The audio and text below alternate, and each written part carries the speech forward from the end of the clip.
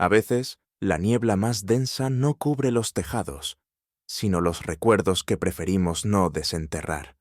Esta es una historia donde el crimen no se comete con un arma, sino con una idea, y donde el escenario no siempre tiene público, pero sí víctimas invisibles. Antes de comenzar, cuéntame desde dónde estás escuchando esta historia. ¿Y qué hora es allí? Escríbelo en los comentarios. Prepárate, porque la historia está a punto de empezar. Aquella tarde de octubre se hallaba impregnada de un silencio que no provenía tanto del exterior como de la interior disposición de nuestro ánimo. En el número 221B de Baker Street, donde tantos enigmas habían sido desentrañados bajo la mirada penetrante de mi ilustre compañero, reinaba una calma casi sepulcral. El violín, que en otras ocasiones rompía la quietud con sus arpegios ora melancólicos, ora febriles, descansaba abandonado sobre el diván, como si incluso su melancólica voz hubiese sucumbido al abatimiento de la estación. Holmes se encontraba en su sillón de siempre, con las piernas cruzadas y los dedos entrelazados en su pose más introspectiva. Sus ojos, sin embargo, no observaban ningún punto en particular. Más que mirar, parecían pensar. Habían transcurrido varios días desde nuestro último caso, y yo sabía bien que aquel hiato forzado por la rutina le resultaba casi intolerable. Tal como me lo había confesado en ocasiones anteriores, para un espíritu como el suyo, constreñido por las leyes de la lógica pero alimentado por la complejidad del alma humana, la inacción era una forma de tormento. «Watson», murmuró de pronto, sin apartar la vista de la ventana empañada por la niebla. ¿Ha notado usted que las verdaderas tragedias no se anuncian con estruendo, sino con un silencio que apenas puede definirse? No supe qué responder. Su frase, cargada de un tono inquietante, no parecía provenir de ninguna reflexión inmediata, sino más bien del presentimiento de un cambio inminente. Y como si aquel pensamiento hubiera invocado lo inevitable, oímos en ese instante 3 golpes precisos en la puerta inferior. La señora Hudson ascendió con paso contenido y nos anunció, tras un breve toque en nuestra puerta: «Hay un caballero que desea hablar con el señor Holmes. Insiste en que es un asunto urgente. Y, si me permite decirlo, su aspecto no es precisamente tranquilizador». Holmes se incorporó con la vivacidad que solo despertaban en él los misterios aún no resueltos. Me miró de soslayo y, sin palabras, me indicó que estaba a punto de comenzar una nueva representación. Pero lo que ignorábamos entonces, y no dejaríamos de lamentar más tarde, era que, en esta ocasión, la función ya había comenzado, sin público que la observara. El hombre que se presentó ante nosotros no era en modo alguno lo que uno esperaría de quien había sido. Según su propia carta de presentación, un ilusionista de renombre en los salones más selectos de Londres. Alto, delgado en exceso, con una palidez enfermiza que contrastaba con el oscuro abrigo que le cubría hasta las rodillas, Horace Willoughby parecía más un espectro de sí mismo que un caballero en pleno uso de sus facultades. Holmes le ofreció asiento sin ceremonia. Yo, mientras tanto, observaba con atención los temblores imperceptibles de sus manos, el modo en que sus ojos, profundos, huidizos, evitaban posarse más de un segundo en el mismo objeto. Su sombrero, algo anticuado pero bien conservado, descansaba entre sus piernas, como si incluso ese objeto cargara un peso simbólico que él no podía soltar. «Señor Willoughby», dijo Holmes con su habitual tono de cordialidad distante, «dígame, ¿qué le ha traído a nosotros con tanta urgencia?» El visitante pareció dudar. Pasaron unos segundos en los que el tic-tac del reloj sobre la repisa se volvió, para mí, ensordecedor. Luego, con voz temblorosa y ojos aún más desasosegados, comenzó a hablar. «Señor Holmes, temo que he olvidado un truco». «¿Un truco?», repitió Holmes, no con ironía, sino con genuino interés. «Sí», asintió. «Uno de mis antiguos números de escena». No sabría decirle cuál exactamente, pero sé que lo he olvidado. Y no es la pérdida de memoria lo que me inquieta, sino la sospecha de que, al olvidarlo, he permitido que ocurra algo terrible. No hubo dramatismo en su declaración. No buscaba impresionar, ni generar compasión. Hablaba con la seriedad del que se ha despertado de una pesadilla cuyo contenido se escapa, pero cuyo efecto permanece incrustado en el pecho. Holmes no respondió de inmediato. Extendió una mano, pidiéndole con un gesto contenido que continuara. No tengo recuerdos claros, señor Holmes, solo fragmentos, un escenario vacío, un telón que cae antes de tiempo. Y luego, sangre, no en mi ropa ni en mis manos, sino en esto, dijo, levantando con ambas manos el sombrero que hasta ese momento reposaba entre sus rodillas. Esta prenda, que llevaba en el ensayo del miércoles por la noche, apareció manchada. Y yo, por más que lo intente, no logro recordar lo que hice durante las 2 últimas horas de aquel día. Miré a Holmes, no porque esperara de él una respuesta inmediata, sino porque solo su rostro podía ofrecerme alguna clave del juicio que estaba elaborando.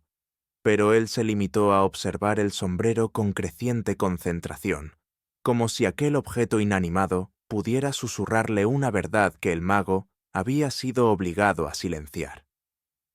Holmes aceptó el sombrero sin una palabra y lo colocó sobre la pequeña mesa circular junto al fuego. Tomó su lupa habitual, esa extensión casi natural de su mano derecha, y se inclinó sobre el ala interna de la copa. Yo, a un lado, observaba no tanto el objeto como el rostro de mi amigo, en busca de esos sutiles cambios de expresión que, a lo largo de los años, me habían enseñado a interpretar como el preludio de una deducción inminente. La mancha es reciente, musitó Holmes. Apenas ha comenzado a oxidarse. Y no se trata de vino, ni tinta, como podría imaginarse en primera instancia. Metió con delicadeza 2 dedos enguantados en el forro interior y extrajo un pequeño fragmento de papel arrugado, casi del tamaño de una tarjeta de visita. Estaba rasgado por la mitad y mostraba una caligrafía temblorosa, aunque no carente de intención. Cuando el nudo no sujeta, es porque alguien ya ha soltado la cuerda. La frase carecía de contexto, pero no de implicaciones. Me incliné con curiosidad mientras Holmes giraba el papel entre sus dedos, como si buscara leerlo desde algún otro ángulo invisible para el resto de los mortales. ¿Le resulta familiar esta letra, señor Willoughby?, preguntó con tono sereno. No, respondió el mago, palideciendo aún más. Al menos, no que yo recuerde. Aquella respuesta, tan inocente en apariencia, despertó en mí una repentina desazón. No era solo lo que el hombre decía, sino cómo lo decía. Sus ojos evitaban el papel como si se tratara de una serpiente dormida.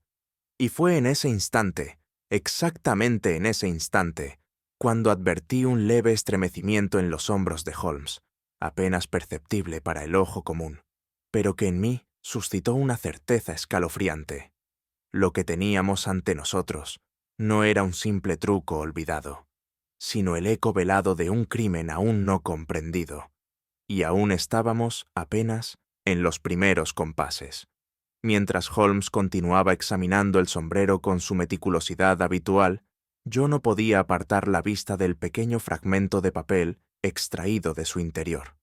Aquel retazo, rasgado de forma irregular por uno de sus bordes, no era, en apariencia, más que una nota abandonada, de esas que podrían encontrarse en el bolsillo de cualquier caballero olvidadizo. Sin embargo, su contenido sugería una intención distinta. La frase enigmática que contenía, «Cuando el nudo no sujeta, ¿es porque alguien ya ha soltado la cuerda?», me provocó una inquietud difícil de racionalizar. «¿Qué opina usted, Watson?», preguntó Holmes sin apartar los ojos del sombrero. ¿Acaso esto no le sugiere un doble lenguaje? Podría tratarse de una metáfora, una advertencia incluso, pero sin contexto alguno, es difícil asignarle sentido. respondí, sintiéndome como un escolar ante el examen de un tutor implacable. Precisamente. Su ambigüedad no es casual. Observe la caligrafía, una escritura angulosa, contenida, propia de alguien habituado a la precisión. No hay vacilaciones, a pesar de lo críptico del mensaje, y sin embargo, el papel está rasgado deliberadamente. No fue un accidente. Aquí falta algo, probablemente la parte más esclarecedora del mensaje. Giró el billete en sus dedos, acercándolo ligeramente a la lámpara, y añadió: «El reverso está limpio, nada de fechas, firmas ni membrete. Esto no es un recado olvidado, es una reliquia arrancada de una comunicación más amplia. Y el hecho de que se hallase dentro del sombrero, y no en un bolsillo o cartera, resulta particularmente sugestivo». Yo observaba al señor Willoughby, quien, tras haber confiado su objeto personal a Holmes, se mantenía erguido en la silla, pero con una rigidez propia del miedo contenido. Su rostro, aunque sereno en la superficie, delataba una perturbación que escapaba al análisis meramente clínico. Si aquel hombre representaba su papel con tal eficacia, habría sido un actor consumado. Pero todo en él, desde sus manos entrelazadas hasta la sombra persistente en su mirada, me inducía a creer que su desconcierto era genuino. ¿Recuerda usted haber recibido alguna nota?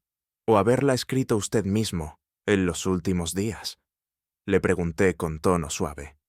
Willoughby negó con la cabeza, pero no con la rotundidad de quien está seguro de su respuesta, sino con la duda de quien teme equivocarse.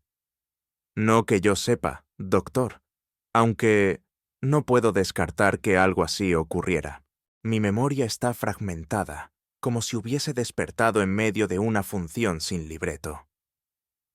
Holmes dejó el papel sobre la mesa con delicadeza y se reclinó levemente en su silla.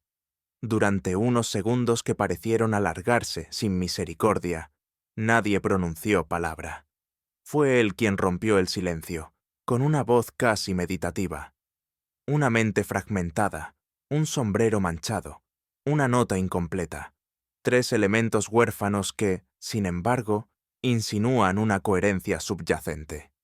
Si alguien quiso que este mensaje se perdiera, falló. Si, en cambio, quiso que lo encontráramos incompleto, ha tenido éxito. Volvió su mirada hacia mí. «¿Recuerda, Watson, aquel caso en el que una carta incompleta bastó para desenmascarar una red de chantajes en Bloomsbury?» «Perfectamente», respondí. «Y recuerdo también que usted señaló que a veces es lo que falta, más que lo que se presenta, lo que nos lleva a la verdad». «Exactamente. Esta nota no nos habla por lo que dice, sino por lo que calla, y sospecho que ese silencio no es fruto del azar, sino de una voluntad precisa. La pregunta, mi querido amigo, no es qué truco ha olvidado Willoughby, sino quién ha querido que lo olvide».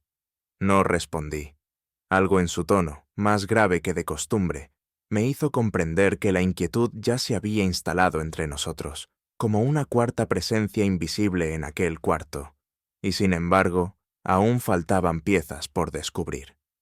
La señora Hudson, siempre atenta a las necesidades del espíritu tanto como del cuerpo, nos trajo una bandeja con té humeante y algunas galletas de avena.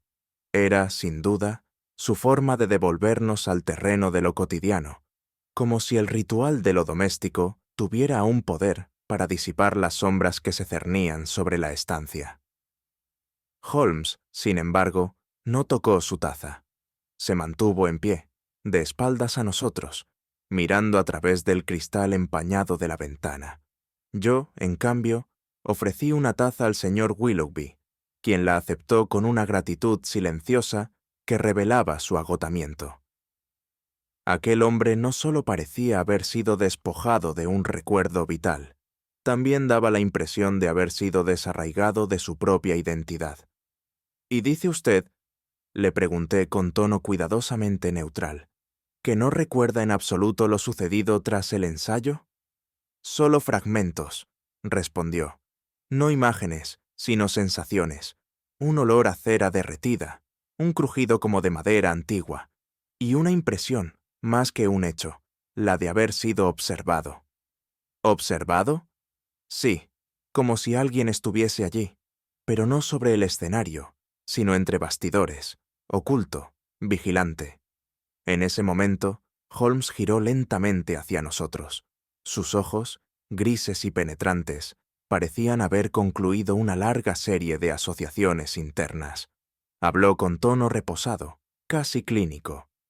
El olvido puede ser natural, Dr. Watson, o puede ser inducido, y cuando este último es el caso, suele haber un agente externo, un estímulo, una droga, una sugestión, que actúa sobre la conciencia para silenciarla. Lo que me resulta aún más alarmante es que la memoria fragmentada del señor Willoughby no se manifiesta como una simple laguna, sino como un terreno deliberadamente borrado. ¿Quiere decir que alguien? Sí, alguien ha querido eliminar no solo un recuerdo, sino la posibilidad misma de reconstruirlo. Y ese tipo de silenciamiento no lo produce el miedo común, sino una voluntad entrenada en el arte de desviar la mirada del público. Un ilusionista, si se me permite el término, pero no sobre el escenario, sino en el ámbito de la mente.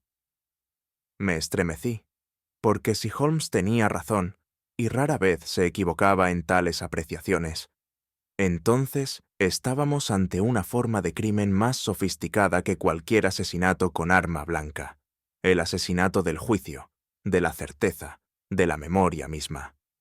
Observé a Willoughby, que sorbía el té con manos aún temblorosas. No era fácil discernir si era víctima o peón, pero su silencio, ese tipo de silencio que no nace del desinterés, sino del pánico, parecía gritar en una frecuencia que solo Holmes era capaz de oír. Y supe, con una certeza amarga, que el caso apenas había comenzado a desplegar su cortina de humo.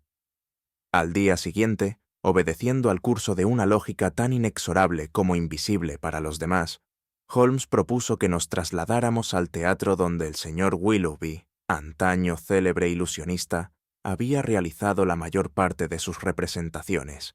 Lo hizo con su tono habitual, ese entre la sugerencia y la orden disfrazada de cortesía, y con la impaciencia contenida de quien ha entrevisto una forma, aún borrosa, en el espejo de los indicios. El teatro, Watson, es un templo del artificio, murmuró mientras avanzábamos por la calzada húmeda de Baker Street. Y como todo templo, conserva ecos del rito, incluso cuando los fieles han abandonado el culto. Acepté sin réplica. Sabía por experiencia que las investigaciones de Holmes rara vez comenzaban en el escenario principal de los hechos. Para él, el misterio se desplegaba no desde la evidencia más visible, sino desde los márgenes, allí donde otros no se detenían a mirar. Y si el teatro había sido el santuario de la mente de Willoughby, cabía esperar que en sus sombras aún flotara alguna verdad no dicha. El edificio se erguía en una calle secundaria del Soho, discretamente decorado y con una marquesina ya ajada por el tiempo.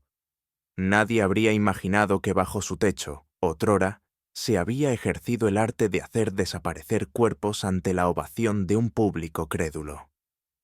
Al ingresar, el portero nos observó con la desconfianza propia de quien ha visto más decepciones que maravillas, pero al mencionar el nombre de Willoughby, sus rasgos se endurecieron apenas perceptiblemente.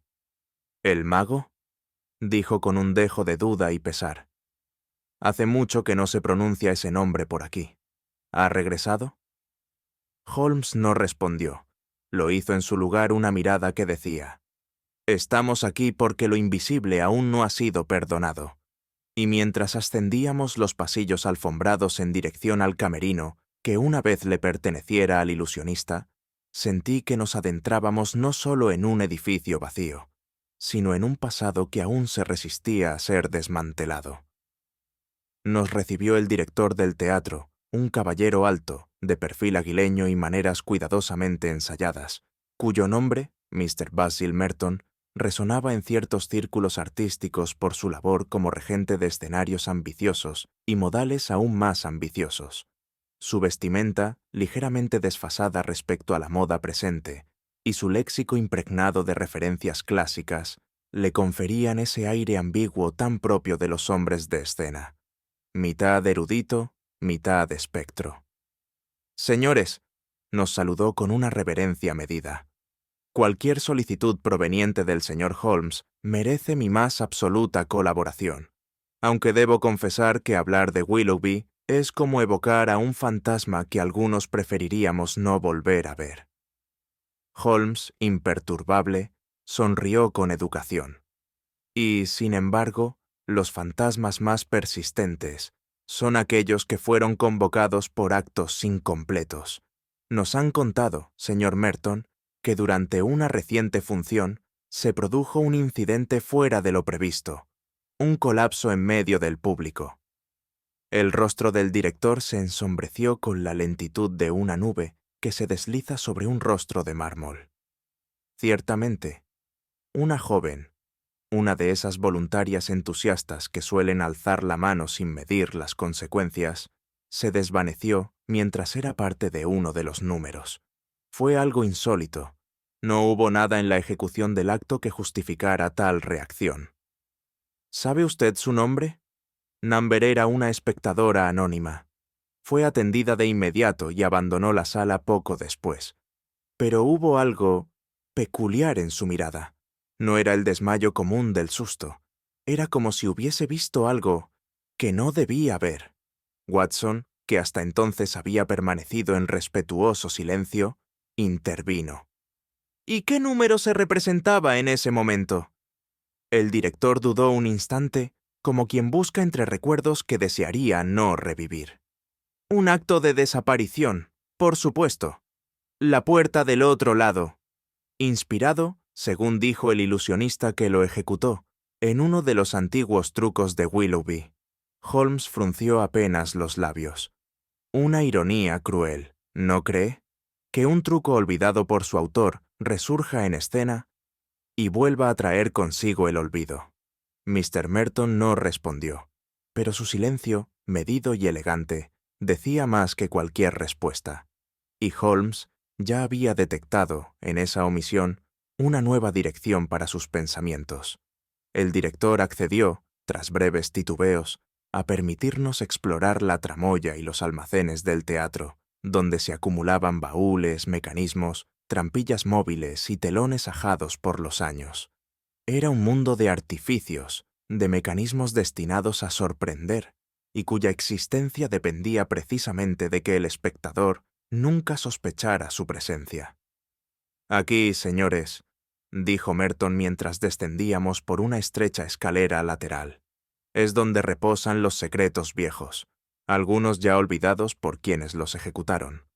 Holmes se movía entre bastidores con una mezcla de respeto y desapego.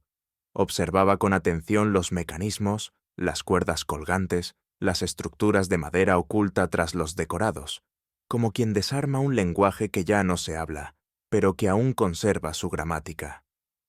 Fue junto a un panel que imitaba la fachada de una prisión medieval donde lo hallamos. Un baúl grande, revestido de cuero negro, con herrajes oxidados y una cerradura abierta. A simple vista, se trataba de una pieza olvidada, quizás parte de alguna escenografía antigua. Pero Holmes se detuvo ante él como si hubiese reconocido a un viejo adversario. «Ayúdeme, Watson», dijo con voz baja. Levantamos con esfuerzo la tapa del baúl, y el interior reveló algo que hizo que la sangre se me helara por un instante. No por lo que contenía, pues estaba vacío, sino por la manera en que estaba dispuesto. En el fondo, disimulada por una plancha que se deslizaba hacia un costado, se ocultaba una segunda cavidad, y dentro de ella una soga cortada, aún húmeda por algún fluido reciente, y un pañuelo de seda blanca con las iniciales LM, delicadamente bordadas en azul marino. Holmes lo tomó con sumo cuidado. «Una soga que no ata», murmuró como si evocara la nota que habíamos hallado en el sombrero. «Y un pañuelo que parece demasiado personal para haber sido parte del vestuario general». Me incliné para observar la soga. Su corte era limpio, ejecutado con un instrumento afilado y sin desgarraduras. No era una ruptura por tensión, sino un acto voluntario.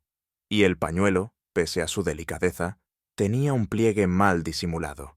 En uno de sus bordes se advertía una mancha desvaída. ¿Acaso sangre seca? ¿Acaso algo peor? Holmes no emitió juicios. No aún. Pero sus ojos se oscurecieron levemente, como si hubiese confirmado una sospecha que aún no se atrevía a pronunciar. Y supe, sin necesidad de palabras, que algo comenzaba a emerger de aquellas sombras escénicas que hasta entonces se habían fingido inofensivas. Tras el hallazgo del pañuelo bordado y la soga cortada, Holmes solicitó, con ese tono sereno que anticipa una intuición germinal, que se nos dejara inspeccionar el resto de la utilería almacenada tras el escenario. El director Merton, aunque evidentemente incómodo ante nuestra creciente familiaridad con los rincones menos presentables del teatro, accedió con una cortesía forzada que no escapó a mi observación. Holmes se movía con un propósito que solo él comprendía, deslizándose entre telones raídos, estandartes caídos y fragmentos de decorado que yacían como vestigios de un mundo que alguna vez pretendió ser más real que la realidad misma.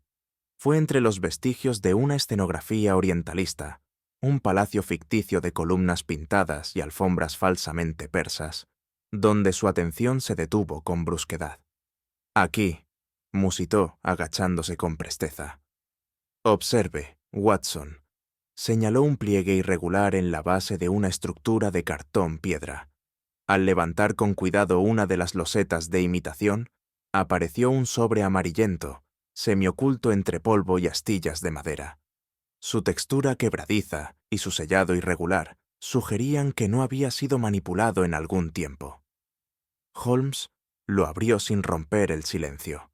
En su interior hallamos una hoja de papel de gramaje medio, con tinta desvaída y una escritura de trazos firmes, sin adornos, como si el mensaje hubiese sido escrito con urgencia y sin intención estética. Contenía una sola línea: «La cuerda que no ata es más peligrosa que la que estrangula». Aquella frase, de resonancia inquietante, parecía más un aforismo que una advertencia. Sin embargo, Holmes no tardó en atribuirle un valor mucho más concreto.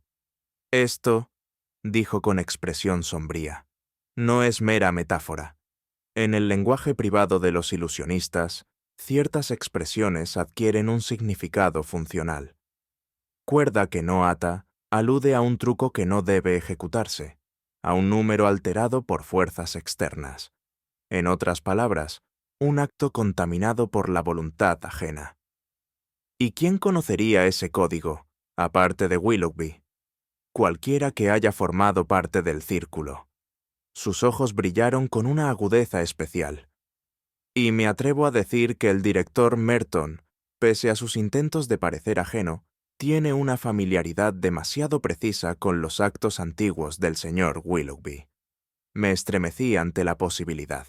Si esta nota había sido escondida deliberadamente entre decorados en desuso, alguien había deseado que fuese olvidada, y sin embargo, alguien más, o tal vez la misma persona, había querido que acabara apareciendo tarde o temprano. Un juego doble, típico del mundo de los prestidigitadores, donde la verdad no desaparece, sino que cambia de lugar. Holmes guardó la nota en el interior de su chaqueta y no dijo más, pero su expresión se endureció, como si en aquel instante su mente hubiese saltado más de una casilla en el tablero invisible que solo él veía con claridad. Permanecimos aún un buen rato en los camerinos traseros, donde el aire parecía haberse impregnado del polvo de las ficciones abandonadas. La niebla londinense, persistente incluso en los interiores, se colaba por una ventana mal cerrada, envolviendo la estancia con un hálito húmedo que acentuaba la sensación de umbral entre lo real y lo ilusorio. Willoughby, a quien habíamos hecho llamar nuevamente por intermediación del director, llegó con andar lento y ojos todavía empañados de confusión. No había en él ni el menor asomo de fingimiento. La desorientación se le adhería como una segunda piel. Holmes, apoyado junto a un bastidor de madera, lo observó en silencio durante largos segundos. Luego extendió el pañuelo bordado que habíamos hallado momentos antes. ¿Reconoce esto? Willoughby lo tomó con una mano temblorosa. Su mirada se nubló, y por un instante creí advertir en su rostro el reflejo de un recuerdo que asomaba como una figura tras una cortina. Livia, susurró. Era suyo. ¿Quién era Livia? Pregunté con tono calmo. El mago bajó la vista, y su voz, cuando volvió a surgir, era apenas un murmullo. Mi asistente, mi sombra en el escenario, pero también alguien que sabía demasiado de los trucos y demasiado poco de la gente. Holmes no comentó la frase. Le bastó con observar cómo Willoughby paseaba la vista por el escenario vacío, como si de pronto reconociera en él no solo el lugar de sus glorias, sino el teatro íntimo de una culpa no confesada. ¿Qué ve, señor Willoughby? Inquirí suavemente. Veo ausencia, como si alguien hubiese quitado un acto completo del libreto. Pero sé que estuvo allí. Sé que algo ocurrió en este suelo. Algo que mi memoria ha enterrado, no por error, sino por miedo. Holmes dio un paso hacia él, pero no como quien interroga, sino como quien consiente en ser testigo del dolor ajeno. El olvido, señor Willoughby, dijo, no es siempre un accidente. A veces es la forma más sofisticada del silencio. Y supe, por la mirada que nos dirigió a ambos, que lo que estaba por desvelarse no dependería tanto de la evidencia tangible, sino del eco persistente de un acto que no se había representado del todo. Retornamos al teatro en la mañana siguiente, convocados no solo por la creciente inquietud de Holmes, sino por la sospecha tácita de que entre quienes conformaban el entorno laboral del recinto se ocultaban hilos aún no visibles en el tapiz de los hechos. El director, si bien no mostró entusiasmo por nuestra iniciativa, no puso trabas abiertas, acaso porque comprendía, con esa intuición instintiva del hombre de escena, que había ya en curso una obra cuya trama escapaba a su dirección. Holmes se propuso hablar con varios empleados, tramoyistas, electricistas, ayudantes de vestuario, sin importarle su jerarquía ni su elocuencia.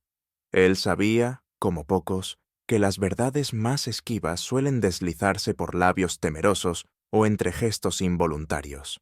La primera impresión que recogimos fue de una cautela extendida. Las respuestas eran breves, casi recitadas. Los ojos evitaban el contacto. Cuando preguntábamos por la función interrumpida, muchos alzaban los hombros con fingida indiferencia, y los más audaces aseguraban no haber estado presentes aquel día, o haber sido llamados a otro sector del teatro por cuestiones menores. Curioso, ¿no le parece, Watson?, observó Holmes mientras recorríamos el pasillo trasero. Un desmayo en medio de una función debería provocar comentarios triviales, no este pacto tácito de silencio. O bien hay algo más, o bien alguien así lo ha insinuado. Había, sin duda, un aire viciado de complicidad o temor. Uno de los técnicos, un hombre de escasa estatura y manos manchadas de grasa, bajó la voz cuando Holmes lo abordó, y tras lanzar una mirada a su alrededor, susurró algo que me hizo tensar los músculos. Hubo un ensayo, uno que no figuraba en la hoja oficial. Fue tarde, una noche antes del estreno. Solo unos pocos lo sabían. Y alguien trajo a una mujer que no era del teatro. ¿Quién lo autorizó?, preguntó Holmes con voz contenida. Eso no lo sé, o no me conviene saberlo. Y sin más, se retiró entre las cortinas, como si el simple hecho de haber hablado le hubiera expuesto a una amenaza mayor que la nuestra. Holmes me dirigió una mirada que no requería palabras. Poco después de nuestra infructuosa serie de interrogatorios, el director del teatro nos condujo a un muchacho que, según dijo, había presenciado casi todo lo ocurrido en bastidores durante los días previos al estreno. Era un joven de unos 17 años, de constitución frágil y rostro pálido, cuyas manos nerviosas traicionaban una agitación permanente. Lo llamaban Finn, aunque desconocíamos si era su verdadero nombre o solo un apelativo teatral. «El chico no puede hablar», nos explicó Merton, cruzando los brazos. «Un accidente en su infancia, pero entiende todo lo que se le dice y tiene una memoria prodigiosa para los detalles técnicos». Holmes se inclinó hacia él con una amabilidad que reservaba solo para los casos donde intuía una inteligencia no reconocida. «Señor Finn», dijo, «nos sería de gran ayuda cualquier cosa que recuerde, incluso lo que otros puedan considerar insignificante». El muchacho asintió con un leve movimiento de cabeza. Luego sacó de su chaqueta un cuaderno de tapas gastadas y comenzó a pasar las páginas hasta encontrar una, hacia la mitad, que nos ofreció sin palabras. Estaba escrita con trazos firmes, ordenados, aunque con cierto temblor en las líneas. A falta de voz, el joven había desarrollado una especie de taquigrafía personal, clara en su disposición y profundamente expresiva en su contenido. La entrada fechada 2 días antes del colapso de la joven espectadora era particularmente reveladora. En ella se describía un ensayo nocturno no programado, en el que, según sus anotaciones, participaron solo 3 personas: el propio Willoughby, una mujer con el rostro cubierto, y alguien a quien Finn denominaba únicamente con la letra D. ¿D?, pregunté. ¿Algún nombre que comience con esa inicial? Finn negó con la cabeza. Luego sacó un lápiz y dibujó con rapidez el contorno de una silueta alta, con sombrero de copa. A su lado, la figura femenina aparecía encapuchada. Holmes examinó el dibujo en silencio. Luego pasó la hoja, y hallamos en la siguiente una descripción breve pero precisa del truco ejecutado aquella noche. Lo llamaba «el paso a través del muro». Sin embargo, lo más inquietante era la nota final del joven. El truco no salió como debía. Ella no volvió a salir por el otro lado. Aquel enunciado, tan simple como terrible, me dejó una sensación helada en la nuca. Holmes cerró el cuaderno lentamente. A veces, Watson, el que no tiene voz, percibe con más claridad lo que los otros tratan de ocultar, porque no espera ser escuchado.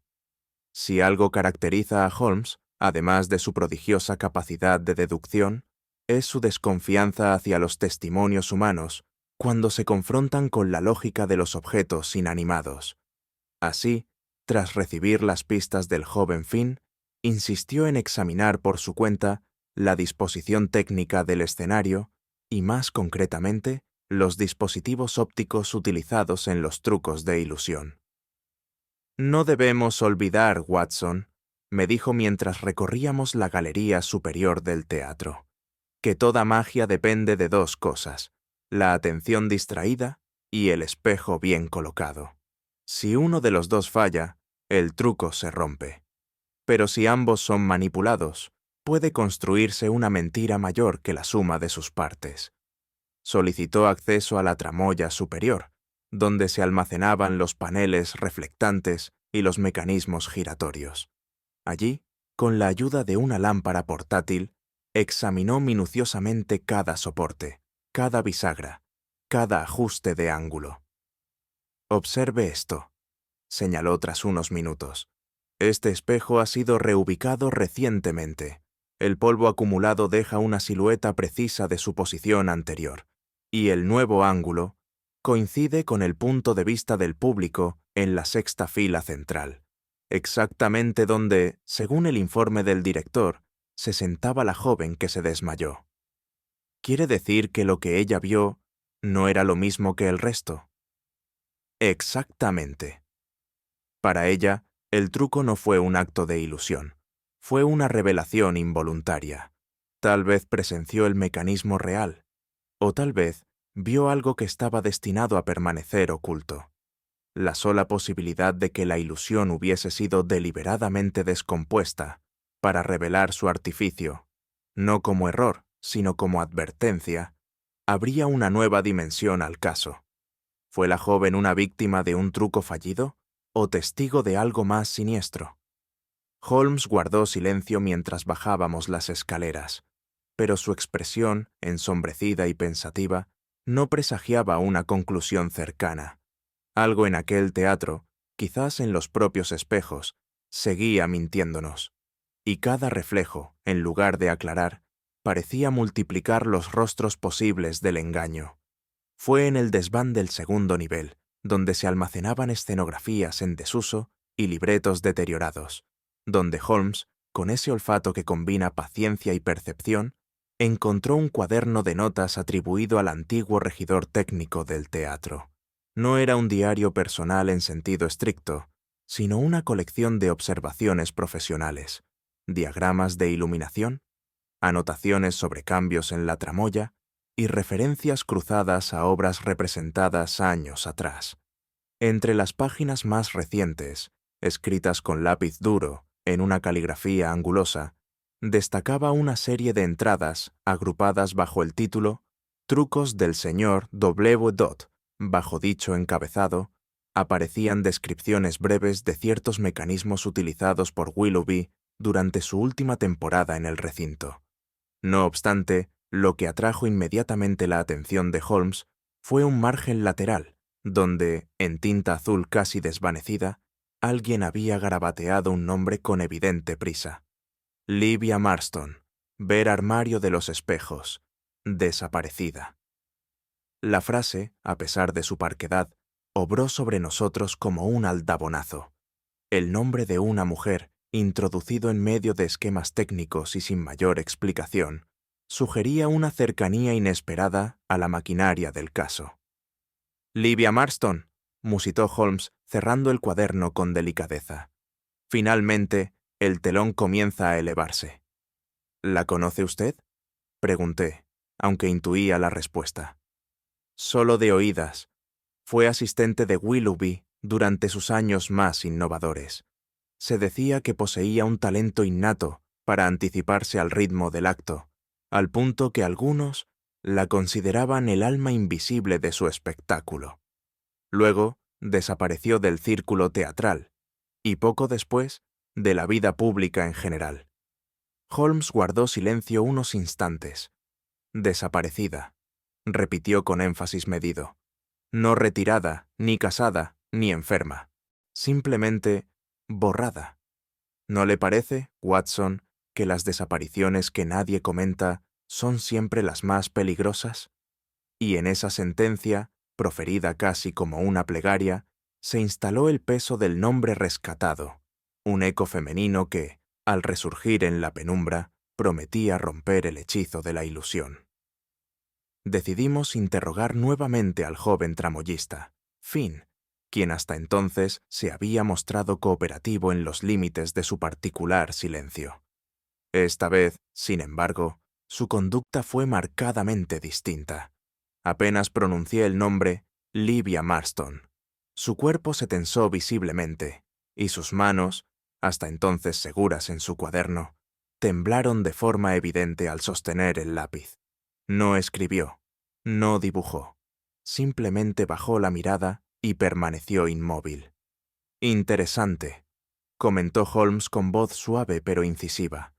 «El muchacho, que nos ha narrado con prolijidad la existencia de una mujer encapuchada, se vuelve mudo ante la mención de una identidad concreta. No porque no pueda hablar, sino porque ha decidido no hacerlo. Aquella observación, hecha sin acritud, revelaba un fenómeno inquietante. Era evidente que Finn sabía más de lo que se atrevía a compartir, y que la figura de Livia no solo era un nombre en sus notas, sino una presencia que aún le infundía temor. Una sombra que, lejos de haber sido disipada por el tiempo, seguía proyectándose sobre su conciencia. Holmes se volvió hacia mí con una reflexión inesperada. «¿No ha notado, Watson, que todo lo relacionado con esta mujer está envuelto en un manto de negación? Su nombre no figura en los registros del teatro, su rostro no aparece en los carteles antiguos, su voz no está en las memorias de quienes debieran recordarla, y sin embargo, sus huellas están en todas partes, como si hubiese sido retirada, con esmero. ¿Cree usted que la figura encapuchada del ensayo sea ella? Holmes respondió con una mirada tan firme como sombría. Si no era ella en persona, era su fantasma. Y en asuntos humanos, Watson, los fantasmas no surgen de la nada, surgen de la culpa. El silencio de Finn no necesitaba más traducción. Comprendí entonces que la sombra que aún permanecía en aquel teatro no era la de un truco olvidado, sino la de un destino sellado por manos invisibles, y cuidadosamente silenciado por quienes aún temían que la verdad saliera a escena. No fue sino tras una larga pausa, cuando los hilos dispersos del pasado comenzaron a converger con dolorosa lentitud en la mente de Horace Willoughby. Aquella mañana, sentado en el camerino que en tiempos mejores le había servido de santuario, el otrora célebre ilusionista se aferraba a una taza de té, como quien busca en el calor de un objeto inanimado un ancla contra el vértigo de la conciencia fragmentada. «La caja», murmuró al fin, con voz hueca. «La caja del olvido». Holmes se limitó a asentir levemente, sin invitar al interlocutor a apresurarse. Yo, por mi parte, me sentí súbitamente invadido por una expectación sorda, como si la simple mención de aquel nombre tuviese ya el poder de alterar el aire a nuestro alrededor. Era, continuó Willoughby, un número con muchas exigencias técnicas.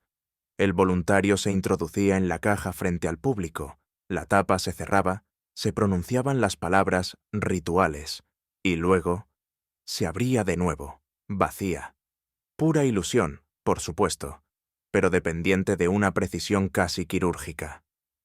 ¿Y qué recuerda usted del último uso de dicha caja?, intervino Holmes con tono suave. No lo recuerdo, y ese es precisamente el problema. Sé que fui yo quien repitió el número, pero tengo la certeza de que algo no ocurrió como debía. No sé si fue la persona, el tiempo, el mecanismo, pero al final, cuando abrí la tapa, hubo un silencio, y yo no supe a quién había esperado encontrar. Sus manos comenzaron a temblar de nuevo, no por el esfuerzo del recuerdo, sino por el terror de aquello que no deseaba recordar. La llamábamos así porque quien entraba debía olvidar su identidad por unos segundos, añadió. Era un juego de desaparición psicológica, pero algo me dice que esta vez el olvido no fue fingido. Holmes lo observaba con una mezcla de atención lógica y humanidad contenida, como si aquel hombre, roto por dentro, estuviera pronunciando no ya un testimonio, sino la confesión de un mecanismo que había devorado más que su memoria. Y yo, al ver el temblor de sus párpados, supe que aquella caja no había sido diseñada solo para ocultar cuerpos, sino también culpas. Con la anuencia del director Merton, y tras asegurarle nuestra más absoluta discreción, Holmes y yo fuimos conducidos al viejo depósito del teatro, situado bajo el nivel de los camerinos principales, donde yacían, cubiertos de polvo y abandono, los vestigios de temporadas ya olvidadas. Entre decorados descascarados y mecanismos desvencijados, encontramos al fin la estructura que buscábamos, un arcón de madera barnizada, reforzado con herrajes de bronce, de dimensiones suficientes para alojar a una persona agazapada. «La caja del olvido», dijo Holmes en voz baja, casi con respeto, como quien se enfrenta a un artefacto cuya reputación lo precede.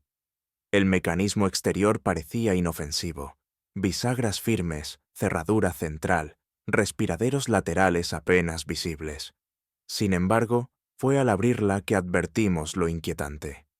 La base estaba dividida en compartimentos, uno de los cuales podía deslizarse hacia un costado, revelando un espacio oculto bajo una trampilla falsa. El compartimiento secreto carecía de ventilación, y su interior mostraba arañazos apenas perceptibles, como si alguien hubiese intentado empujar desde dentro. Holmes inspeccionó cada ranura con su lupa, tocando la superficie con la yema de los dedos, con la precisión de un cirujano y la mirada de un juez. El mecanismo es impecable desde el punto de vista escénico, declaró. Pero también es un receptáculo perfecto para el encierro. No habría forma de oír los gritos desde fuera. Y si alguien cerrara esta caja y se ausentara, sería una tumba silenciosa. ¿Y esto formaba parte del número original? Pregunté, sintiendo cómo el aire enrarecido del sótano comenzaba a oprimirme. No, Watson. Esto, respondió con frialdad, es una modificación. Entre los intersticios del fondo, Holmes extrajo un fragmento de tela. Era un retazo de encaje blanco, adherido al metal por una sustancia reseca. No era grande, pero era suficiente. Él lo examinó unos segundos antes de guardarlo en su bolsillo, sin comentario adicional. La pregunta no es ya si alguien fue ocultado aquí, añadió con gravedad, sino cuánto tiempo permaneció antes de ser retirado. Me estremecí, no por el frío del sótano, sino por la idea de que aquella caja, antes símbolo de la maravilla escénica, hubiese sido transformada en un receptáculo de horror. Y aún quedaba lo peor por saberse. La noticia llegó esa misma tarde, cuando ya creíamos haber alcanzado el umbral más inquietante de nuestro caso. Un sobre lacrado, remitido desde Scotland Yard, esperaba sobre la mesita de Baker Street a nuestro regreso. Holmes lo abrió sin expresión, desplegando una misiva breve y concisa firmada por el inspector Lestrade. Un cuerpo, dijo tras una rápida lectura, ha sido hallado esta mañana en el Támesis. Un trabajador del muelle de Rotherhithe divisó una silueta flotante entre las barcazas amarradas. Fue recuperado sin identificación, pero con signos inconfundibles de encierro forzado. Sospechan que se trata de un crimen reciente. Me invitan a examinarlo. Yo asentí, sin necesidad de añadir palabra. Aquel hallazgo, aunque espeluznante, se ofrecía como la pieza que aún nos faltaba para completar el oscuro tapiz que habíamos comenzado a tejer. El cuerpo, según el informe forense al que tuvimos acceso horas después, presentaba la postura encogida propia de alguien que había permanecido en un espacio reducido. Las rodillas recogidas contra el pecho, las manos crispadas sobre el rostro. No había señales de lucha externa, pero sí lesiones internas, consistentes con movimientos desesperados de resistencia. Lo más perturbador era una herida precisa, apenas visible bajo la línea clavicular, un corte quirúrgico, ejecutado con destreza. Holmes cerró los ojos un instante. Postura fetal, sangre retenida, trauma interior, y ni una sola pista que revele su identidad. ¿Podría haber estado en la caja? Podría. Más aún, los signos físicos coinciden con las dimensiones del compartimiento oculto. Pero lo que más me inquieta es que quien lo colocó allí lo hizo no para ocultarlo indefinidamente, sino para permitir que fuera descubierto. ¿Un mensaje? ¿O una advertencia? Quizá para nosotros. Su voz no temblaba, pero algo en su mirada me hizo comprender que habíamos sido arrastrados no solo a una investigación, sino a una representación cuidadosamente orquestada, y que los verdaderos espectadores aún no sabían que el acto final estaba por comenzar. De regreso en Baker Street, y tras un prolongado intervalo de mutismo introspectivo, Holmes se puso en pie con una súbita resolución que no me sorprendió, pero sí me alarmó por su gravedad contenida. Lo vi tomar su carpeta de cuero y ordenar meticulosamente las pruebas recogidas hasta el momento: la nota rasgada, el pañuelo bordado, el recorte del forro ensangrentado del sombrero y, finalmente, el informe forense remitido desde Scotland Yard. Watson, dijo, con esa mesura suya que precedía siempre a las afirmaciones concluyentes, el arte de la ilusión, como cualquier forma de construcción simbólica, se basa en un acuerdo tácito entre el ejecutante y el espectador. Ambos aceptan que lo imposible se manifieste sin explicación racional. Pero cuando dicho acuerdo es roto y lo imposible se ejecuta para fines reales, el truco deviene en acto, y el escenario, en escena del crimen. No respondí. Sabía que su mente había ya cruzado el umbral que separa la hipótesis de la certeza. La caja del olvido, prosiguió, no fue utilizada en la última función con propósito lúdico, sino letal. Quien la manipuló, y créame que dudo mucho que fuese el señor Willoughby en pleno dominio de su voluntad, la convirtió en una fosa portátil. No se trató de una desaparición teatral, sino de una eliminación real, camuflada con la complicidad inadvertida del asombro colectivo. Permanecí en silencio, intentando digerir las implicaciones de aquel razonamiento. Holmes, por su parte, parecía examinar el techo, aunque en realidad ordenaba ideas con la precisión que solo los verdaderamente lógicos dominan. El hecho de que el cadáver haya sido finalmente extraído del río, añadió, nos dice dos cosas. Primero, que no se pretendía desaparecerlo por completo, sino desplazar su hallazgo en el tiempo. Y segundo, que quien diseñó el truco sabía perfectamente cuál era su consecuencia final. ¿Y cree usted que el asesino actuó durante la función delante del público? Sin duda. Esa es, de hecho, la mayor astucia de este crimen. Su ejecución se dio bajo el amparo de la mirada pública, allí donde la atención está condicionada a la fascinación.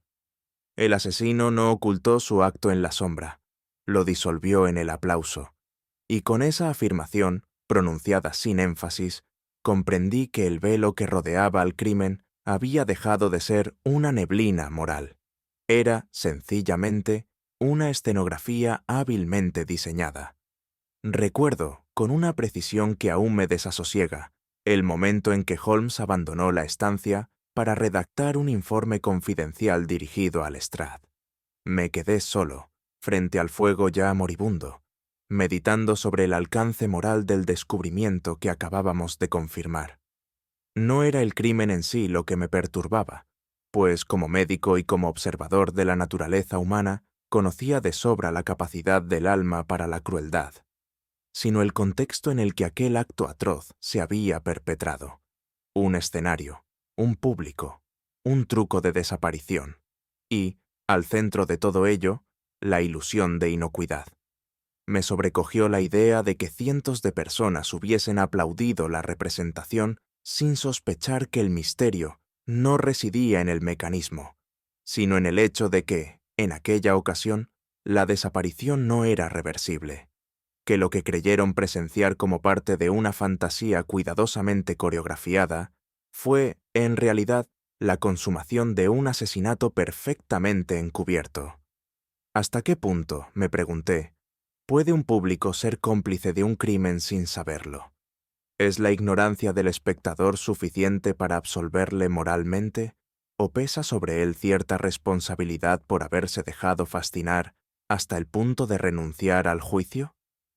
Quizá, reflexioné con amarga lucidez, el teatro no sea solamente un lugar de ilusión, sino también de suspensión de la conciencia, y en esa suspensión, un criminal hábil encuentra el marco perfecto para ejecutar sus fines sin levantar sospecha. Cuando Holmes regresó, le compartí mis pensamientos. Él me escuchó con atención, pero en lugar de una respuesta directa, pronunció una de esas sentencias que le eran tan propias, mezcla de lógica y desengaño. La fascinación, Watson, es una forma de ceguera, y el que domina la mirada del otro puede, si lo desea, vaciarle el bolsillo o la vida. Me estremecí, porque comprendí que aquel truco, aplaudido por un público que creyó ver magia, no solo había cobrado una víctima, sino que había convertido a todos los asistentes en espectadores de un acto irrevocable, sin que ninguno lo supiera. Holmes contempló el fragmento de papel hallado en el interior del sombrero como un orfebre ante una reliquia corroída por el tiempo, y tras una prolongada pausa me invitó a sentarme a su lado, en nuestro habitual rincón de trabajo en Baker Street. Desplegó cuidadosamente el trozo rescatado, aún húmedo en sus bordes y deslucido por una tinta que el tiempo parecía haber querido enterrar en el olvido. Observé que su superficie había sido atravesada por cortes deliberados, como si el mensaje hubiese sido fragmentado no por accidente, sino por diseño. «Watson», murmuró Holmes, con ese tono que no admitía réplica sino atención plena. «Lo que aquí tenemos no es una nota en el sentido ordinario. Este es un artefacto del lenguaje, y uno de naturaleza arcana». Tomó su lupa de latón, examinó las líneas interrumpidas, los trazos sin continuidad, y tras apenas unos minutos de silencio, pronunció una frase que habría sonado absurda en labios de cualquier otro. «Esto es jerga de tramoya, Watson». El dialecto muerto de los ilusionistas que deseaban que sus secretos sobrevivieran a los siglos, pero no a la razón. Supe entonces que entrábamos en un terreno más resbaladizo que el de la deducción criminal. Aquel fragmento no albergaba solamente información, albergaba una herencia cultural, un código deliberadamente encriptado por hombres que jugaron a ser dioses en los teatros de Londres y París. Holmes tradujo algunas expresiones, ayudado por un tomo encuadernado en piel oscura que, según explicó, provenía de los archivos personales de un escapista francés que murió en condiciones poco esclarecidas en 1882. «Donde la lámpara se voltea y el humo no sube», leyó en voz alta. «Ahí duerme el pacto». He aquí una clave simbólica, no literal. El ilusionismo, como bien sabes, se basa en la inversión de lo visible. Este mensaje debe entenderse del mismo modo, no por lo que dice, sino por lo que oculta. La nota mencionaba nombres abreviados y un emblema que Holmes dibujó aparte. Un círculo atravesado por un compás de calígrafo invertido, emblema que pareció despertar en él un destello inquietante. Sin alzar la voz, pronunció con una claridad fúnebre: «El círculo de ilusión negra». Pensé que aquello había sido enterrado con los escándalos del 79, pero, al parecer, el pasado aún exige ser visto. La atmósfera se tornó súbitamente más densa, y yo, que desconocía aún la magnitud de aquel símbolo, comprendí que los cortes en el papel no eran los únicos que el tiempo había dejado abiertos. «Pocas veces, Watson», inició Holmes con gravedad mientras recorríamos los archivos ocultos de su biblioteca, «un nombre ha tenido la facultad de oscurecer incluso el recuerdo de quienes lo pronunciaron». El círculo de ilusión negra no fue un grupo, sino una advertencia hecha carne. Me costaba asimilar que el mundo del ilusionismo, arte que siempre había considerado una distracción inocente, pudiera albergar pasados tan contaminados de ambición y crueldad. Holmes, en cambio, narraba los orígenes del círculo con la distancia de un cronista, pero con el fervor de quien conoce el temblor de lo prohibido. «Surgió en Viena», dijo, «entre bastidores de una ópera descompuesta por las deudas. Luego migraron a Budapest y finalmente a Londres, donde se infiltraron en teatros pequeños, ejecutando trucos no para asombrar, sino para perturbar». Recordé vagamente una discusión académica en los salones del St. Bartholomew, donde se debatía si ciertos espectáculos teatrales de finales del siglo XIX podían inducir al delirio o al suicidio. Comprendí ahora que los rumores tenían raíz en algo más que superstición. Holmes continuó su exposición. El círculo había abandonado los principios del asombro infantil y se había consagrado a desafiar los límites éticos de la ilusión. Algunos de sus miembros desaparecieron en circunstancias misteriosas. Otros, como Elijah Margrave, fueron hallados con los ojos cosidos o la lengua ausente, en lo que Holmes calificó como rituales de silencio perpetuo. «Lo más perturbador, Watson», añadió con voz baja, «es que este grupo defendía una idea peligrosa, que el público no debía ser protegido de la verdad, sino expuesto a ella con violencia simbólica. Para ellos, el truco no era ilusión, sino revelación. Aquel ideario, radical y oscuro, no me pareció ya tan lejano del crimen que investigábamos. La noción de usar la ilusión como disfraz del crimen encajaba de forma inquietante con los hallazgos en la caja del olvido. Y sin embargo, el círculo fue disuelto. Le recordé. Holmes me miró como quien contempla a un niño, aún sin cicatrices.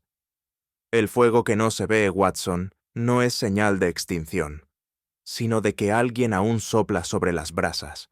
A la mañana siguiente, emprendimos viaje hacia los confines orientales de Londres, donde se erguía, como una mancha en el mapa de la razón, el Hospicio Saint-Gervais para la recuperación del juicio. Era una institución cuyos muros parecían haber absorbido no solo el sufrimiento de sus residentes, sino también sus gritos no pronunciados. Un lugar donde la mente, una vez extraviada, encontraba más encierro que alivio. Holmes explicó que allí, entre los pacientes catalogados como irreversiblemente extraviados, se encontraba Alistair Quayle, último conocido líder del Círculo de Ilusión Negra. Su nombre había desaparecido de los registros públicos tras un colapso nervioso durante una actuación privada en Edimburgo, de la cual ningún espectador quiso volver a hablar. El director del hospicio nos recibió con una cortesía cortante, aunque no pudo ocultar su inquietud al conocer el propósito de nuestra visita. Tras múltiples trámites y con la intervención indirecta de Mycroft, se nos permitió acceso a Quayle. El hombre, ya encanecido y de expresión vacía, parecía más espectro que figura. Su cuerpo se mecía levemente, como si repitiera mentalmente una melodía que solo él podía oír.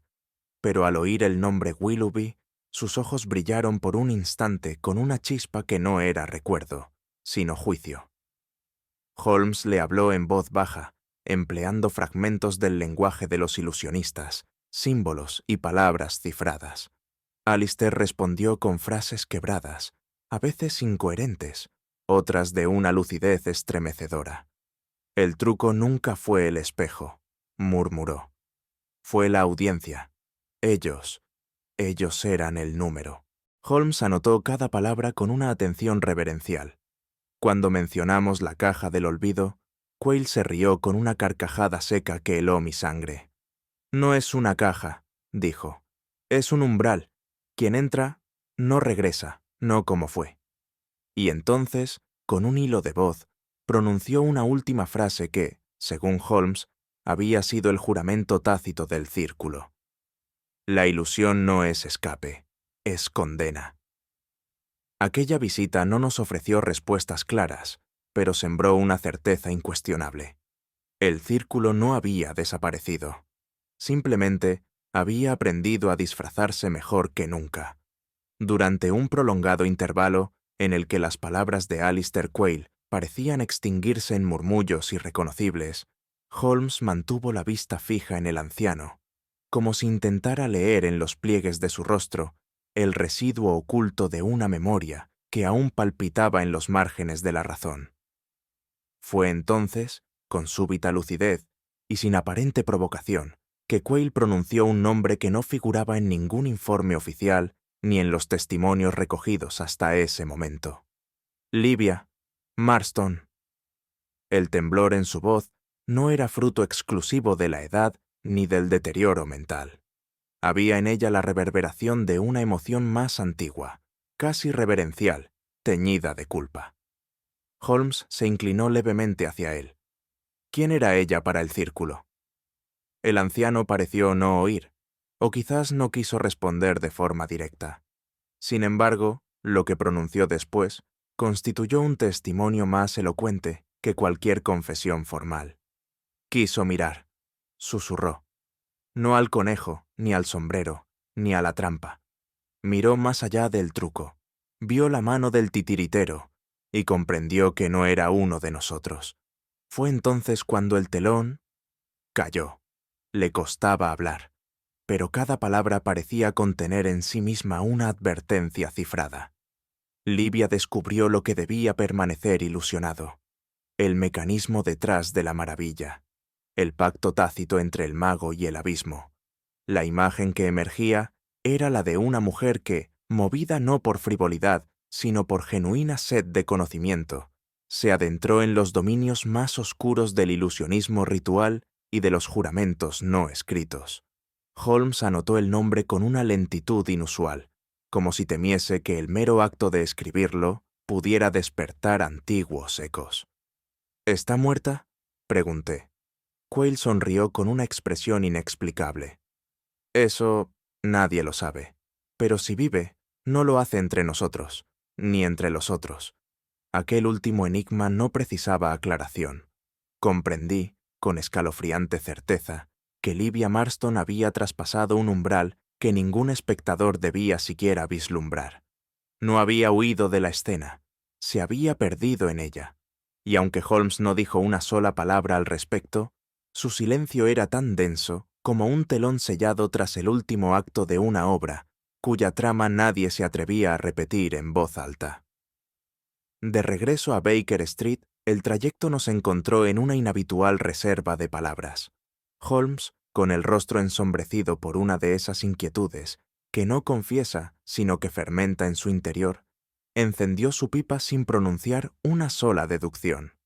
Solo al llegar a la habitación, y mientras deslizaba los dedos sobre su estantería, como buscando un tomo olvidado, rompió el silencio con una frase que alteró el curso de mis pensamientos. Nada de lo que hemos visto es espontáneo, Watson. Este caso ha sido orquestado con la precisión de una ópera siniestra. Intenté expresar mi sorpresa, pero él se anticipó. Las apariciones, los símbolos, los silencios, incluso los errores, no son aleatorios.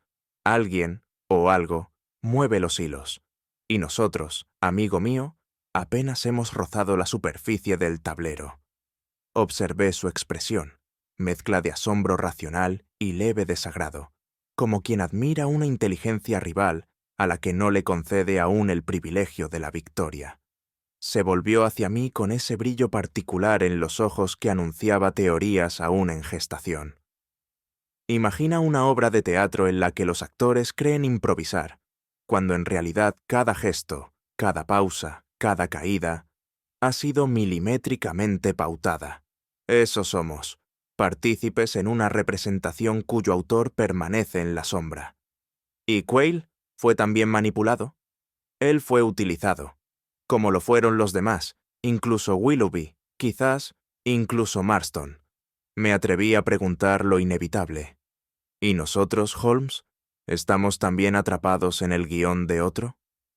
Holmes no respondió de inmediato. Solo dejó escapar una voluta de humo densa y perfumada, y murmuró con voz grave. Si lo estamos, Watson, más vale que lo descubramos antes del acto final, porque el telón, una vez caído, no se alza dos veces. Su mirada se posó entonces en la caja del olvido, aún sin abrir desde nuestra última visita, y comprendí, sin necesidad de palabras, que nuestra próxima jugada no sería dictada por la lógica, sino por el abismo que nos observaba desde las sombras del escenario. Holmes poseía aquella cualidad inquietante, más propia de antiguos oráculos que de hombres racionales, de guardar largos silencios justo antes del instante revelador. Durante toda la mañana, evitó los diálogos superfluos, dejándose llevar por el vaivén de sus pensamientos que parecían flotar entre las partículas de humo que ascendían con parsimonia desde su pipa de brezo. No era la concentración habitual que precedía a una deducción lógica, era, más bien, la gestación silenciosa de una verdad que comenzaba a doler. Watson, dijo, finalmente, cada truco de magia es una mentira compuesta por verdades menores. No comprendí del todo, pero me abstuve de interrumpir. Él continuó, como quien ha memorizado el monólogo final de una tragedia griega. El truco olvidado por todos no era el más espectacular, sino el más útil. La cuerda sin nudo, el espejo sin reflejo, la sombra sin dueño. Cada uno de estos elementos fue disimulado en plena luz, precisamente porque nadie mira aquello que cree comprender. Me hablaba con la cadencia de un sacerdote desgranando un secreto ritual. El rostro Watson siempre estuvo presente, pero no lo vimos porque lo asociamos con otro papel, una figura secundaria, un telón humano. Retrocedí mentalmente por los laberintos del caso. El ayudante mudo, el tramoyista de manos nerviosas, el fotógrafo oficial del evento. ¿Cuál de todos? O quizás todos eran uno. El ilusionista que logra que usted mire a la paloma mientras introduce la daga no es aquel sobre el escenario, sino quien controla las luces. Y créame, Watson, hemos seguido el foco, no la fuente. No me atreví a preguntar más. Solo noté cómo su mano se deslizaba hacia el cuaderno donde había trazado, días atrás, una serie de garabatos sin sentido aparente. Líneas, curvas, puntos de fuga. Ahora los miraba como si de pronto hubiesen recuperado su gramática interna. Comprendí entonces que algo en su mente había encajado, no por azar, sino por agotamiento de las mentiras. Y en ese instante, mientras el viento golpeaba suavemente los cristales de Baker Street, tuve la certeza. El acto final no había sido aún representado. Estábamos, quizás, aún dentro de él. El joven Willoughby nos fue devuelto como un objeto extraviado que alguien colocase cuidadosamente en el umbral de la cordura. Y sin embargo, su mirada, aunque menos turbia que en días previos, conservaba una opacidad que no era olvido, sino protección. «Hay recuerdos», dijo Holmes mientras le ofrecía una taza de té, «que no desaparecen. Son ocultados por capas de sugestión, como una carta marcada dentro de una baraja que nadie vuelve a mezclar». El muchacho tembló apenas, como si la frase hubiese tocado un nervio interno que aún no sabía nombrar. Holmes sacó de su estuche una pequeña esfera metálica, no mayor que una nuez, con un diminuto espejo en el interior. «¿La reconoce?» Willoughby tardó en responder. Sus labios balbucearon una negación vacilante, pero sus pupilas, esas traidoras inapelables, se dilataron imperceptiblemente. «Fue utilizada, señor Willoughby», prosiguió Holmes con suavidad quirúrgica, «en una sesión de ensayo, o más bien, en una manipulación cuidadosamente ejecutada. Alguien lo miró directamente, habló con cadencia medida, y le pidió que olvidara un momento concreto. Y usted, confiando como asistente leal, obedeció. La revelación no cayó como un trueno, sino como una niebla densa. El joven llevó las manos al rostro, y durante un largo minuto solo se oyó el tic del reloj de pared y la respiración contenida de un hombre que lucha con la imposición de un recuerdo impuesto. «Era ella», susurró al fin. «Livia», gritó. Aquella palabra, hasta entonces ausente, surgió no como una deducción, sino como una confesión que perforaba capas de hipnosis y trauma. El rostro que siempre estuvo presente no era el suyo, sino el de quien le ordenó no recordar. «¿Quién más estaba allí?», preguntó Holmes con el tono de quien no exige, sino libera. «Un hombre», dijo Willoughby, con voz que parecía no pertenecerle. «Llevaba guantes y una rosa blanca en el ojal, pero la rosa sangraba. No pude evitar estremecerme, porque comprendí, con espantosa lucidez, que el olvido no era una carencia, sino un crimen, y que alguien había cometido asesinato en la conciencia misma. El nombre de Livia Marston, hasta entonces velado por sombras de sospecha y retazos de relatos inconclusos, se alzó con la dignidad trágica de las heroínas silenciadas. Holmes, en un tono más solemne del habitual, me explicó lo que ya intuía. Livia fue engañada, Watson. No desapareció. Fue desaparecida, y no por error, sino por necesidad. ¿Necesidad de quién? De quien no podía permitir que una mente leal viese lo que no debía y lo comunicara. De quien necesita que el truco sea eterno, aun cuando el telón se haya rasgado. El juego ya no era de prestidigitación, sino de poder. Holmes desplegó una hoja amarillenta con anotaciones manuscritas de la propia Livia, rescatada de entre los vestigios del camarín sellado. En ella, una frase destacaba en tinta más fresca. «Lo que vi detrás del espejo no era yo». «La convocaron a un ensayo privado», dijo Holmes, «pero no para ensayar, sino para sellar». El motivo, aún confuso, se perfilaba entre líneas. Livia, antigua musa y cómplice escénica, había comenzado a sospechar que ciertos actos no eran ensayos, sino rituales, que el arte se había transformado en conspiración, que el telón ocultaba no trucos, sino crímenes, y al parecer decidió hablar. «El crimen perfecto, Watson», añadió Holmes, «no es el que no deja huellas, sino el que convierte cada huella en parte del espectáculo». El rostro de Willoughby, al escuchar esto, palideció una vez más. Ella sabía que no debía entrar, pero entró. Dijo, «Si no regreso, quema los guantes». Yo no lo hice. Así comprendimos que la fidelidad no siempre salva, a veces condena. Livia fue conducida a un escenario disfrazado de ensayo. La trampa no era una trampa, era el acto en sí. Y mientras Holmes se alejaba hacia la ventana, meditando en silencio, supe con amargura que, en este caso, el telón nunca cayó. Confieso que pocas veces había presenciado una confrontación tan serena como la que Holmes llevó a cabo aquella tarde, y sin embargo tan irrevocable en sus consecuencias. No hubo en su voz ni acusación abierta ni altisonancia, tan solo el peso firme de una verdad que se niega a seguir oculta.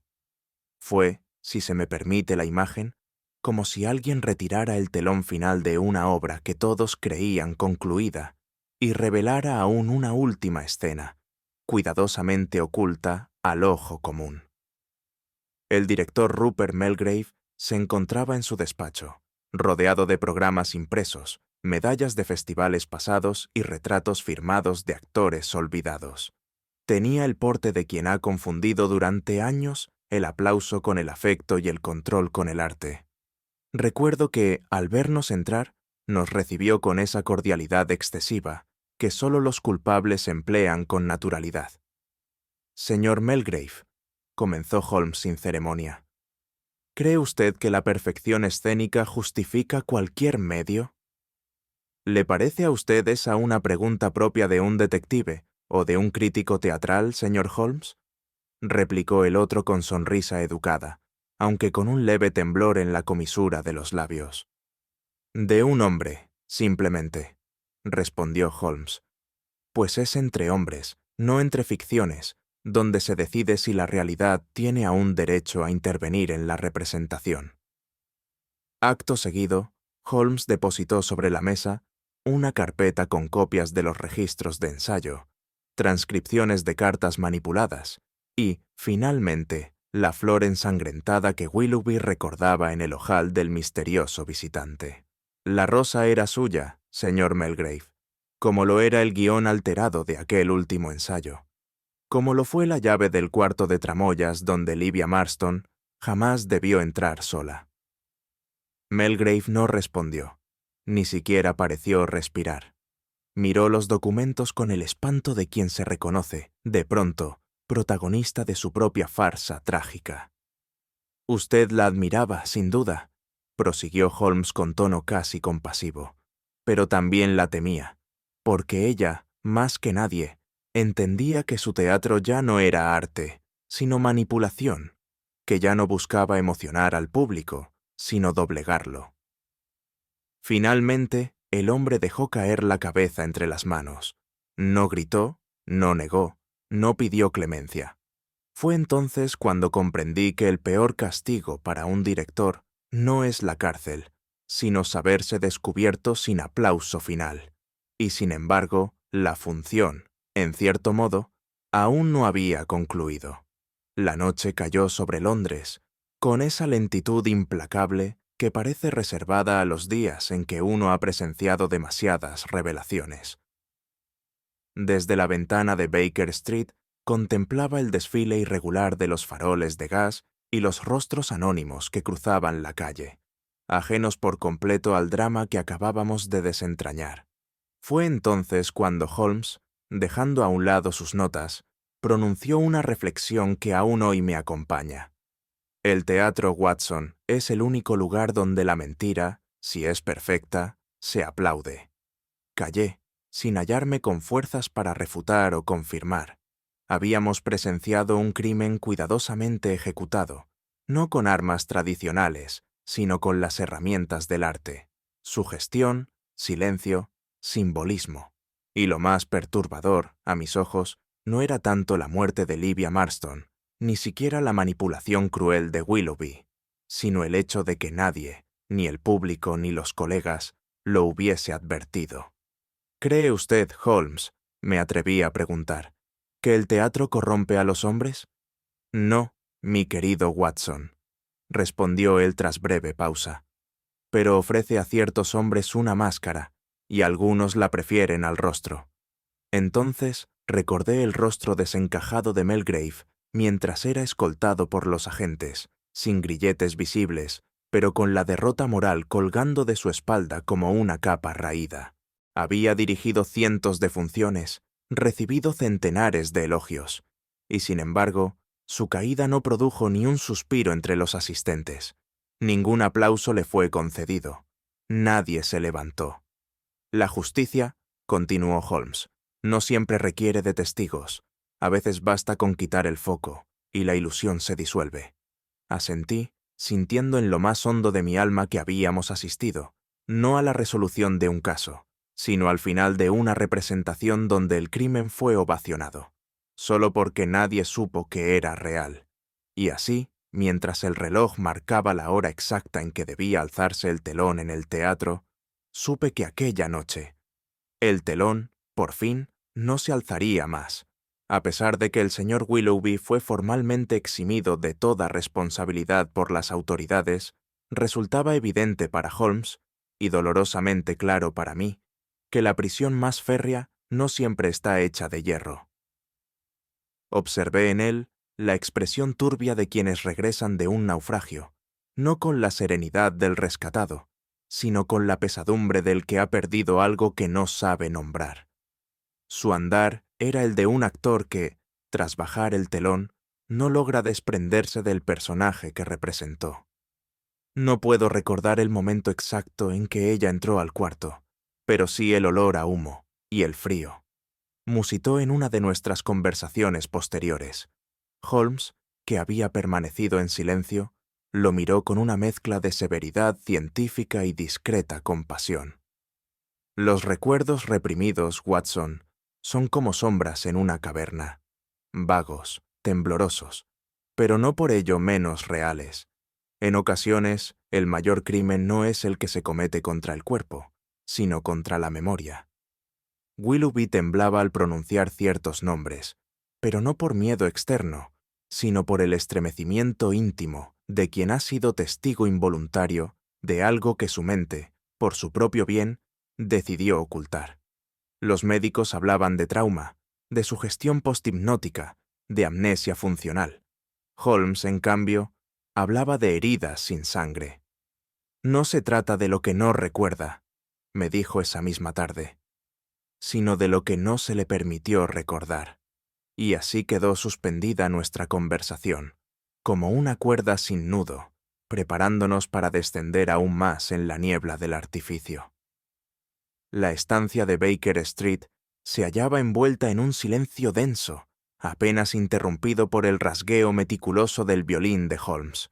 Sabía, por experiencia, que aquel sonido no era mero deleite artístico, sino mecanismo de pensamiento. Cada nota era una sinapsis, cada acorde una deducción. Cuando finalmente apartó el instrumento, lo hizo con esa lentitud pensativa que precede a sus declaraciones más certeras. Watson, lo que aquí hemos presenciado no es un crimen en el sentido habitual. Es un acto de magia negra sin altar ni conjuro. Sorprendido por la figura retórica, aguardé sin interrumpir. La ilusión, prosiguió, cuando se emplea con fines artísticos, puede provocar asombro, catarsis, incluso consuelo. Pero cuando se aplica a la conciencia de otro ser humano con el fin de borrar, de torcer, de sustituir la verdad por una fantasía prefabricada, entonces nos enfrentamos a un acto de violencia moral de la más alta envergadura. Extrajo del estante una libreta de notas en la que había bosquejado lo que llamó el teatro del olvido. Cada entrada, cada indicio recogido del caso, el espejo enfrentado, la tiza quebrada en el escenario, la rosa sin aroma, formaban parte de un guión sin firma, cuya autoría apuntaba no solo a Melgrave, sino a toda una filosofía de control escénico transformada en arma. Willoughby no fue manipulado por su gestión, dijo, mirándome con gravedad. Fue reescrito. Apreté los labios, conmovido por la dimensión invisible de la tragedia. Lo que parecía una muerte escénica se revelaba ahora como una cadena de actos premeditados, cuyo blanco había sido el alma misma de la víctima y del testigo. La sangre que no vimos había manado en otro plano, más sutil, pero no menos atroz. Y no olvidemos, Watson, añadió Holmes, que hay quienes aplauden, aun cuando no entienden qué se les ha mostrado. En los días siguientes, mientras los periódicos se limitaban a relatar el arresto del director Melgrave con frases medidas y condescendientes, Holmes me confió una conclusión que, en su sobriedad, me pareció más escalofriante que cualquier relato de sangre o violencia. La señorita Livia Marston comenzó a morir mucho antes de su última respiración, Watson, dijo con voz templada. Su asesinato no fue el de un solo acto, sino una secuencia meticulosamente construida. La idea me turbó. ¿Cómo podía concebirse un crimen cuya ejecución se dilatase en el tiempo, como una obra en múltiples actos, cada uno aparentemente inocuo? Holmes, con esa admirable claridad que le era característica, fue desgranando los elementos, las restricciones crecientes sobre el repertorio de Livia, los ensayos manipulados, la supresión de su juicio artístico, las críticas veladas que minaban su autoestima y finalmente la falsa reconciliación ofrecida por Melgrave, vestida de última oportunidad escénica. No la mató con veneno ni con cuchillo, explicó. La mató con dudas, con silencios calculados, con el aislamiento progresivo. La llevó a una rendición interna, a un estado donde su voluntad ya no le pertenecía. La imagen me llenó de una tristeza honda, como médico y como hombre, porque comprendí que hay formas de asesinato que no dejan huellas sobre la piel, pero que aniquilan con idéntica certeza. La verdadera crueldad, Watson, añadió Holmes mientras miraba hacia la calle vacía, es aquella que logra que la víctima se crea culpable de su propio sufrimiento. No supe qué responder. En mi interior se agitaban los fragmentos dispersos de una verdad que no alcanzaba a articular con precisión. Pero sabía que Holmes tenía razón. Livia no fue solo víctima de una persona, sino de un entorno que normalizó la manipulación como arte y el control como genialidad. Y aún quedaba algo por entender, algo que no figuraba en ninguna nota ni en ninguna prueba. Fue al cerrar mi cuaderno de notas, aquella noche particularmente brumosa, cuando sentí que el caso de Livia Marston no nos había abandonado, sino que simplemente se había retirado tras un velo más denso. La habitación estaba en penumbra. Holmes fumaba en silencio, y yo sentía, como rara vez en nuestras investigaciones, que no habíamos emergido del todo del laberinto. Holmes, dije con voz más baja de lo habitual, ¿cree usted que existe un escenario interno, uno donde cada hombre representa para sí mismo una farsa sin público? Holmes no respondió de inmediato. Me observó con esa mezcla de atención y melancolía que solo empleaba en los momentos de reflexión profunda. Todos lo tenemos, Watson, respondió al fin. Lo llamamos conciencia, pero rara vez la tratamos como tal. Allí, las máscaras no se caen con el telón, porque no hay telón, solo humo, y un eco que a veces responde con nuestra propia voz. Asentí, comprendiendo que el crimen que habíamos contemplado no era solo un acto individual, sino la manifestación de una filosofía entera. El teatro había servido como metáfora y como campo de batalla. El fingimiento se había infiltrado en la psicología misma de las personas, hasta el punto de borrar su noción de verdad. Recordé entonces la mirada de Willoughby, aún empañada de niebla, y la expresión final de Livia en los archivos fotográficos. Una serenidad impostada, como si su rostro hubiera sido esculpido por otros. La mente humana, musitó Holmes. Es el último bastión. Puede ser asediada, persuadida, rendida, pero también defendida.